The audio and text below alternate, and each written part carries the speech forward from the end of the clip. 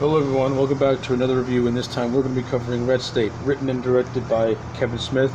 This movie is also Kevin Smith's very first trip into the horror genre, and not for a lack of trying. I think he did a admirable job. I think he did a very, very solid job. This movie does not have any of those Kevin Smith-isms. I mean, and if they do, they're very downplayed. This movie has a more serious tone to it. Actually, Kevin Smith gives it a kind of a really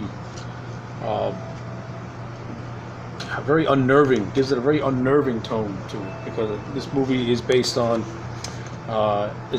Fred Phelps, who was like this religious radical who was against homosexuals and people like that, and would preach death to people like that.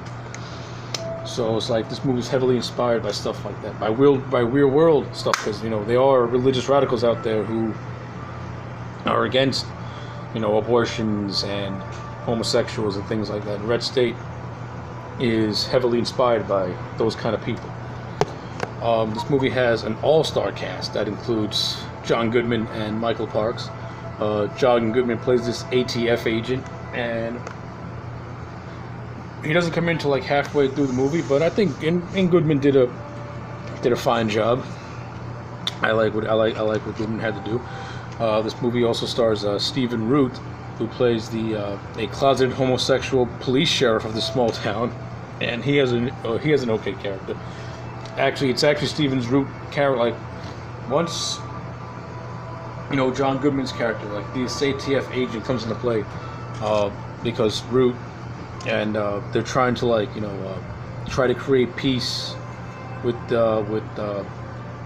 Abin Cooper, who is played by Michael Parks. They're trying to make peace, or trying to calm down any hostilities with his people, to try and work something out. And Root, as a sign of nervousness, accidentally shoots somebody, which instigates this firefight near the end of the movie, and it's just an insane firefight. I mean, you got people getting shot, and one guy gets shot in the eye, one guy gets bullets written all over him. It's a pretty cool shootout. It does have a lot of shaky cam, and I'm not a big fan of shaky cam. I hate shaky cam, but I'll let it pass, since Kevin Smith is not really known for directing action movies.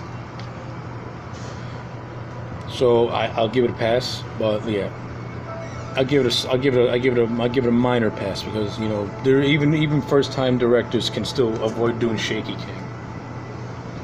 But that's neither here nor there. The main highlight of this movie is Michael Parks as Abin Cooper. Michael Parks as this insane preacher is awesome. I don't know what it is about Kevin Smith and Michael Parks, but every time in the movies that I've seen in the Kevin Smith movies, and there's not that many that I've seen Michael Parks starring, Kevin Smith gives this man just awesome dialogue to spew out. And he really, in this movie, there's this 10-minute piece where he's just preaching to his congregation, and Michael Parks is just bone chilling in his delivery, because you can sense that he is into this character. Like, he is playing the part, and he's making every single line, and he's delivering every single line with conviction, and it's just beautiful. Michael Parks, R.I.P., one of the most underrated actors, or character actors, journeyman actors, whatever the hell you want to call him. I call him a talent that deserves so much more, and to me did not get what he deserved. Because Michael Parks, take Michael Parks out of this movie, it wouldn't be as memorable, because Parks was awesome as Abin Cooper. So yeah, all respect and praise goes to Michael Parks for pretty much being the anchor and backbone of this movie, because without him, this movie would not be as memorable, at least to me. Even though you do have John Goodman, but to me, Michael Parks clearly outshines Goodman in this movie. Clearly outshines. Parks outshines the entire cast of this movie.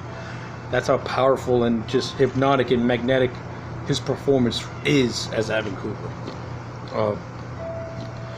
But that's not taken away from the other cast. You got Michael Anagarno and Kyle Gallagher, who play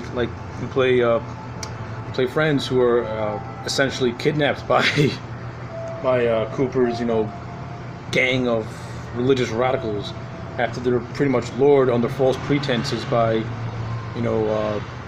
Cooper's daughter, played by Melissa Leo, with the guise of sex, when it was completely done just to get them because these people are sick.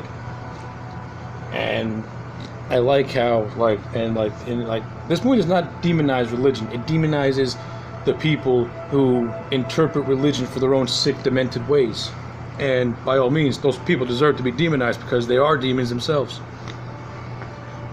Believing that people should die because they don't believe in your way of the world. It's insanity. And that, of course, leads to this whole this shootout between the church and the ATF, which essentially becomes a bloodbath. And of course, Cooper is eventually captured and thrown in jail, all that, and the movie wraps up in a nice little bow when Cooper's in jail, and you got a Kevin Smith voice cameo while Cooper's preaching to himself. Kevin Smith just screams out, "Shut the fuck up!" And and Kevin Smith saying "shut the fuck up" is pretty much him telling all those religious radicals with warped ideals to shut the fuck up. You sick people, just shut the fuck up. So I like it. I like that this movie is pretty much Kevin Smith's answer to all those religious psychopaths, and just be like, fuck up. So yeah, those are overall my views on Red State, without really getting into heavy spoilers. Again, for a first time out, solid job. Kevin Smith on the writing department, always on point. And like I said, this is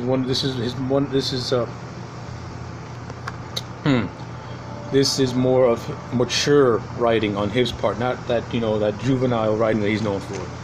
This is more mature. This is more serious.